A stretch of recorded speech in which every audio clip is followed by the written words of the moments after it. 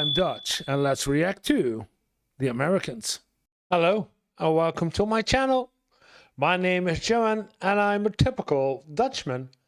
And if you're planning to come over to Europe for your holiday or to live here permanently, or if you're wondering why are the prices in the United States so insanely high in comparison with Europe, then you are at the right place, because in this channel I react to the videos about the cost of life and living in the US versus life and living in Europe, or specifically in the Netherlands.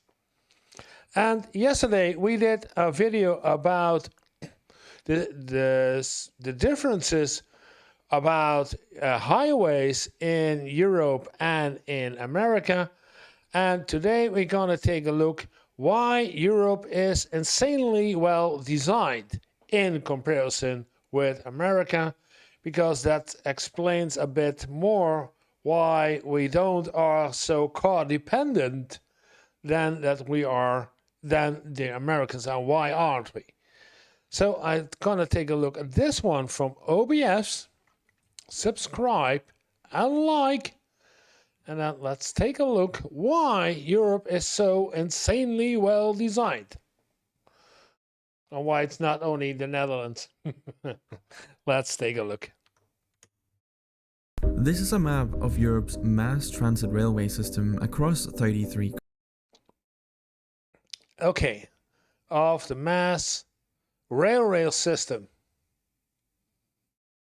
Yeah, okay, the major ones, I guess.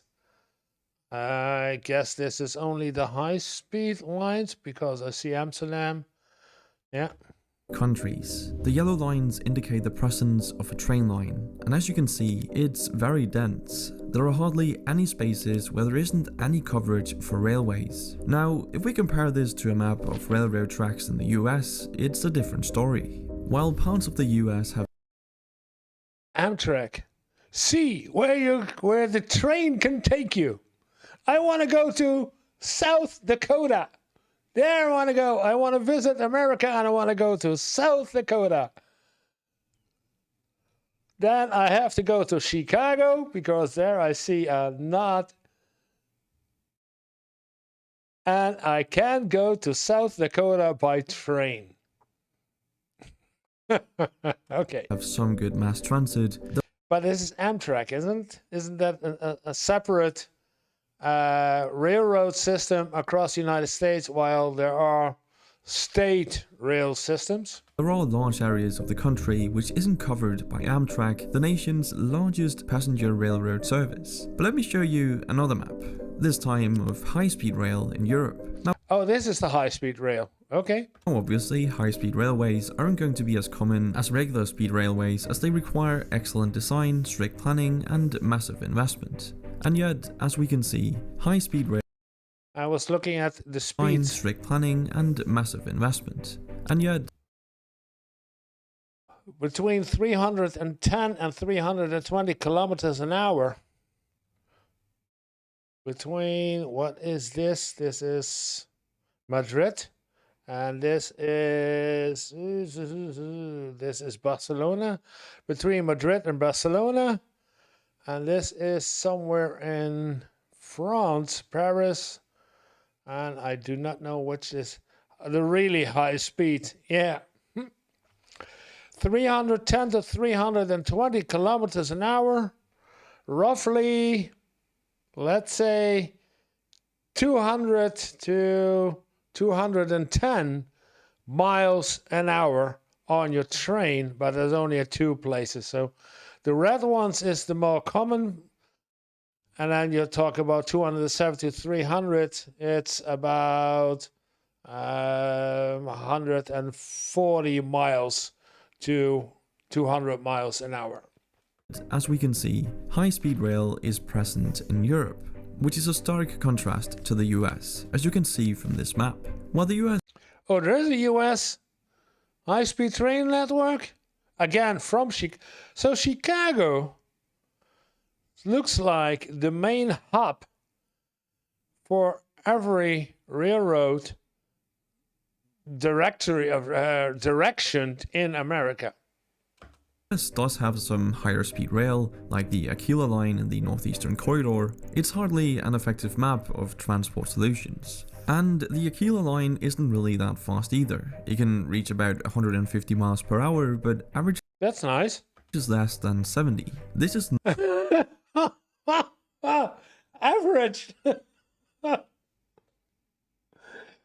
Oh, then I get you got a car and you're faster by car than by train. What is the use of it? Okay. not the case for Europe's insanely well-designed railroad system. And you have to remember that Europe's system accomplishes this while spanning 33 different nations in a very diverse continent. And I know what you're probably thinking. It's Yeah. 33 different nations with 33 different languages and landscape. Hills, no hills, etc. just because Europe is smaller than the United States, which simply isn't true. While the European Union is smaller than the US, continental Europe has an area that is about 1.04 times as much as the US. So, Okay. The entire continent is, yes, it's not the European Union, it's the entire continent. But that's because of the good old Russia. Yeah. we can dismiss this argument that the United States can't be that well designed because it's too big. Europe simply is better designed. But if you're American, you might not understand why railroad tracks or public transport as a whole is so important. I mean, driving a car works fine, right? Well, no. And Europe showcases why a primary focus on private transportation is so detrimental to a well-functioning transit system. Look at these maps. They show the US road network versus the EU's. And as you can see, the EU's road network is not nearly as impressive as the US's. And yet Much more complicated system. But wasn't it, maybe he will explain it, you have intercontinental, no, you have,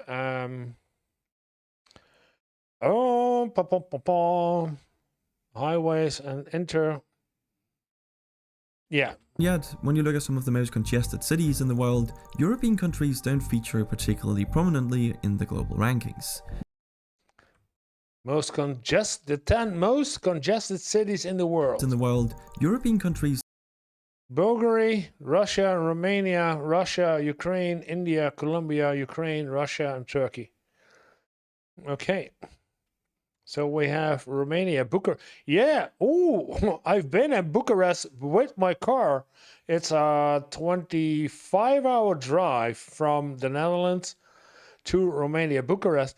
Yeah, they drive like crazy over there, but I survived. don't feature particularly prominently in the global rankings. This is pretty shocking information because you'd assume that the country with a more expansive road network has a lot less congestion, especially considering the United States has devoted lots of time and money to their highways. So how come Europe is less congested when they have fewer roads? Well, it all comes down to disincentivizing the use of cars and, most importantly, making an attractive alternative. Europe does this by having both private and public transportation infrastructure, which technically the US has as well, it's just a lot worse. But on top of this, Europe makes it pretty expensive to buy, own and use a car. This is achieved by having high taxes on vehicles and gasoline. In fact, here's a map of worldwide gasoline prices. Yeah. We're topping it, the Netherlands. In 2021, yeah, 180, 188. Yeah, I believe 188. Italy, 180. Yeah, nowadays, because we are 4 years ahead, it's 2025, 188 is what I pay in Germany. And this is Germany, 150. Yeah, this difference of almost 30 cents. Yeah, it's normal. So I don't know what it costs nowadays. But in the US, you pay 61 cents. Yeah. As you can see, European nations are in the top rankings, while the US lies at the bottom, charging very little. But let me be very clear. It's not something to be proud of. A lot of people go over to Germany to take gas over there because it's usually 20 to 30 cents cheaper. And also, and I don't see it right here, Belgium is also a favorite country to get your gas because most of the time, Belgium is even cheaper for gas than Germany.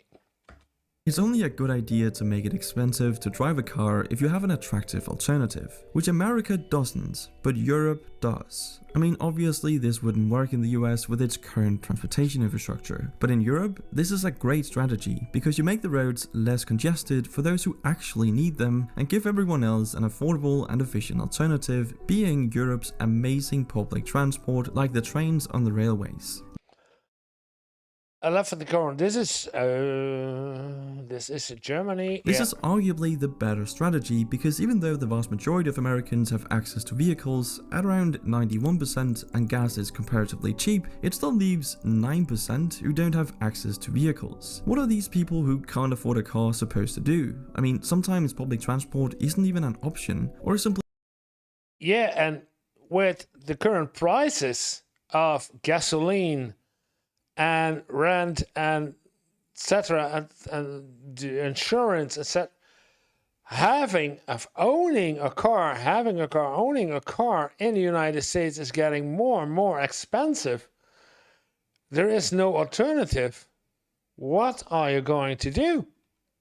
too expensive for many. So you've now actively excluded those who aren't exactly the most well off from society. To make matters worse, some US cities actually got rid of their public transport to make room for more cars. I'm not joking.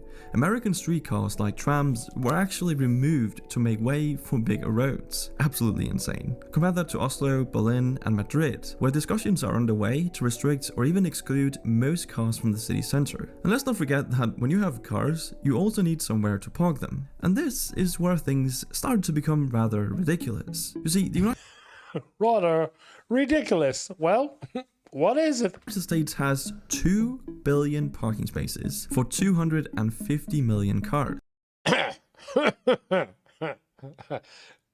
Okay. Too bad. That's 8 parking spaces per vehicle. In Europe, it's pretty much a 1-to-1 with around 250 million public parking spaces for 300 million cars. But to emphasize the ridiculousness of this even further, the area that the US dedicates for car parking is actually larger than the area dedicated for housing people. It's honestly unbelievable that people are being squeezed out of American cities due to regulators wanting to make more room for parking spaces. This simply wouldn't fly in the EU, as it has a whole policy dedicated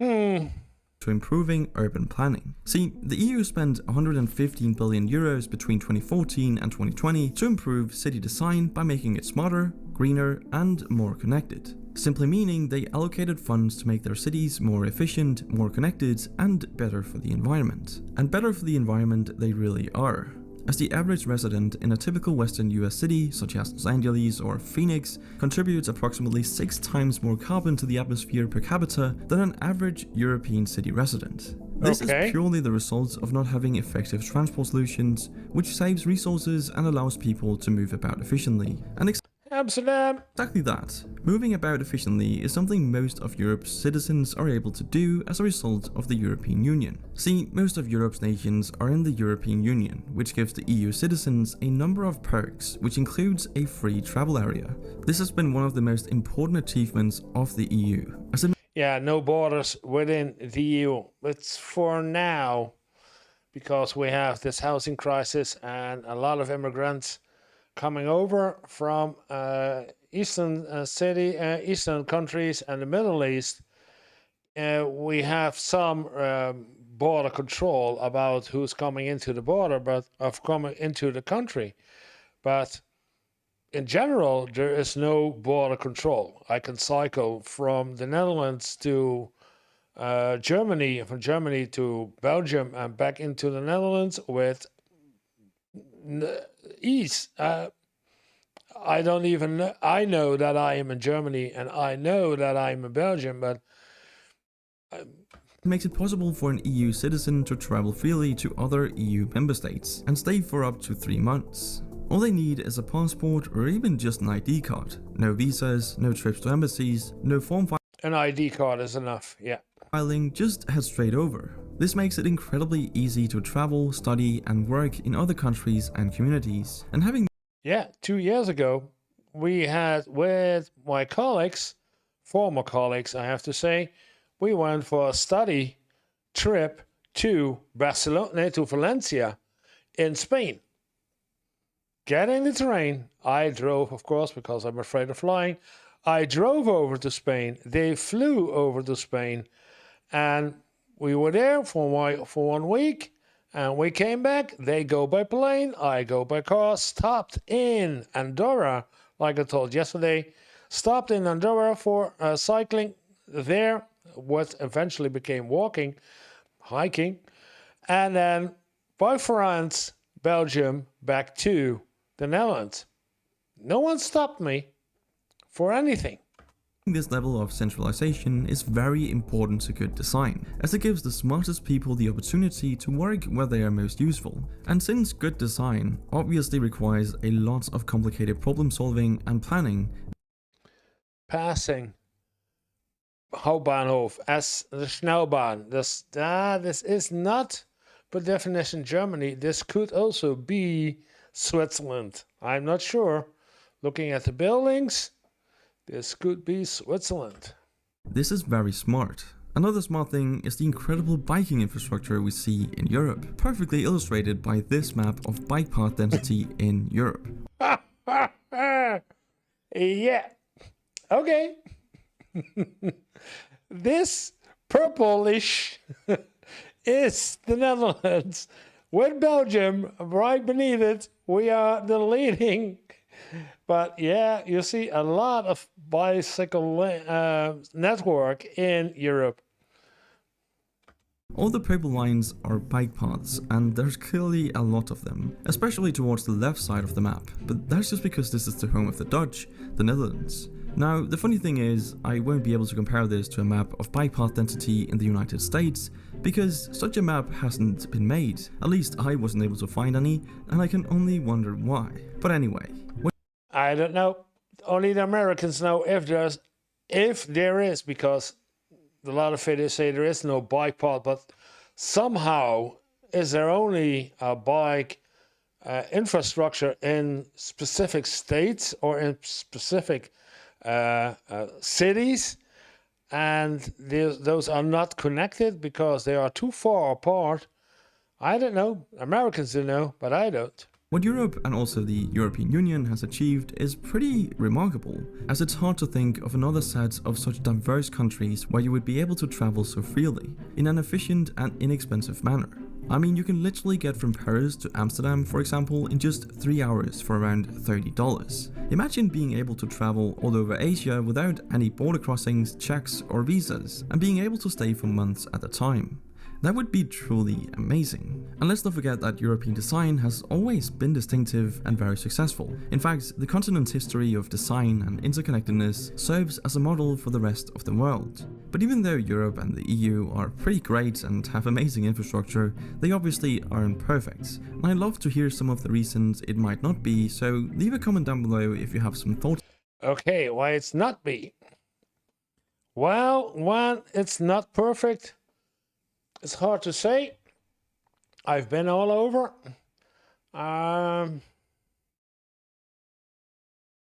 It's hard.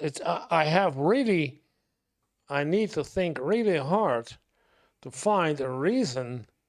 It's not perfect.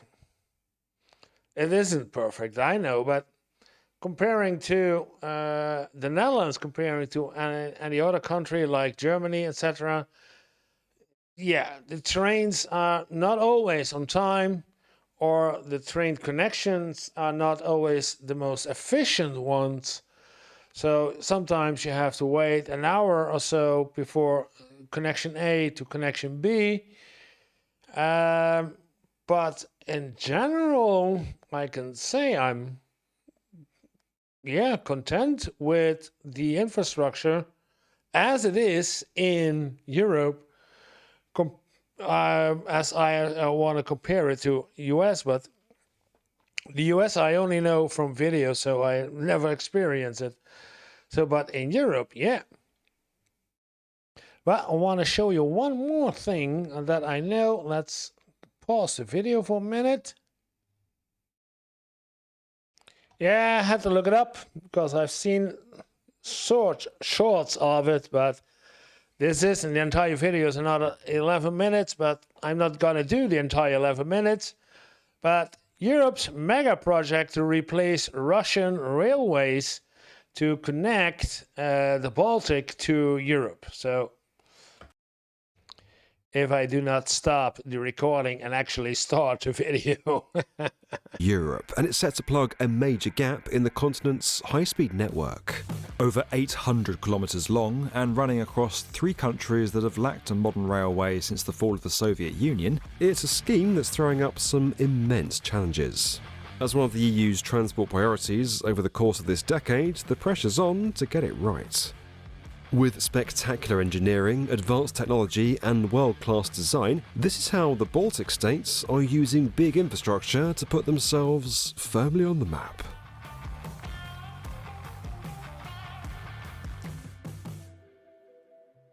Now, if you're a regular follower of this channel, there's a very good chance you've heard of the Trans-European Transport Network.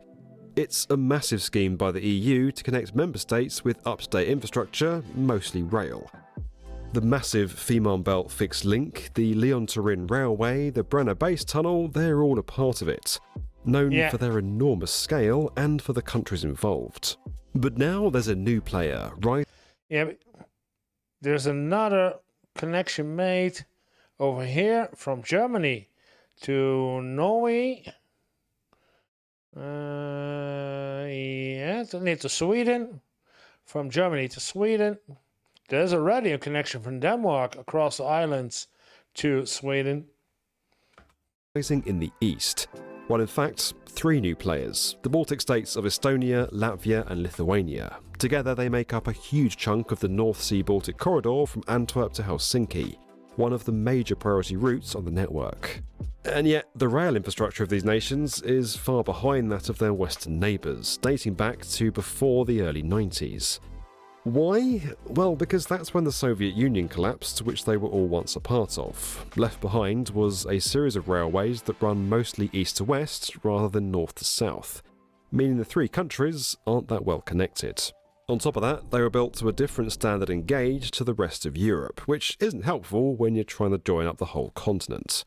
So what are they going to do about it? Well, building one new big railway from scratch and calling it this: Rail Baltica. The largest infrastructure one big new railroad project in this region for 100 years.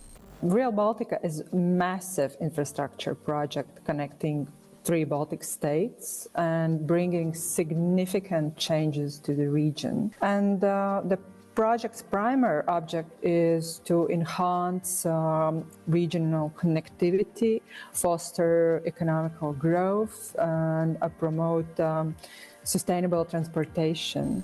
It's an 870-kilometre high-speed railway from Tallinn in Estonia, running down to Lithuania, the Polish border, and eventually the rest of Europe.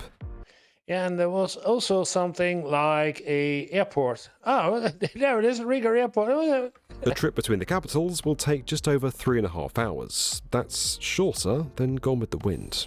Frankly, my dear, I don't give a damn. Well, you should, Clark Gable, because that is seriously quick. Both high-speed passenger trains, capable of 249 kilometres an hour, and freight trains running at about 120 kilometres an hour are going to use this line, and the entire route is being electrified. That'll help to lower CO2 emissions and reduce air pollution by more than 18%. Everything is electrified. Yeah, no diesel. Compared to other forms of transport. Since 2023, construction works have been ramping up, and yes, I see a video of this, how far they already are in about 2 years now. And as you can probably imagine, there's quite a lot happening. The history of Rail Baltica goes back around 30 years ago, but today I can see that large part of designs are in the final stage. So we are still doing designs in all three Baltic states, but also in parallel already a couple of years are going massive construction work.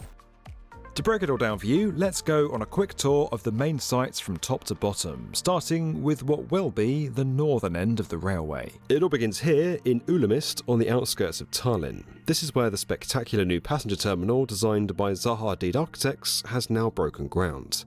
Creating an international gateway to Estonia right next to the country's main airport, it'll act both as a multimodal transport hub and a public bridge.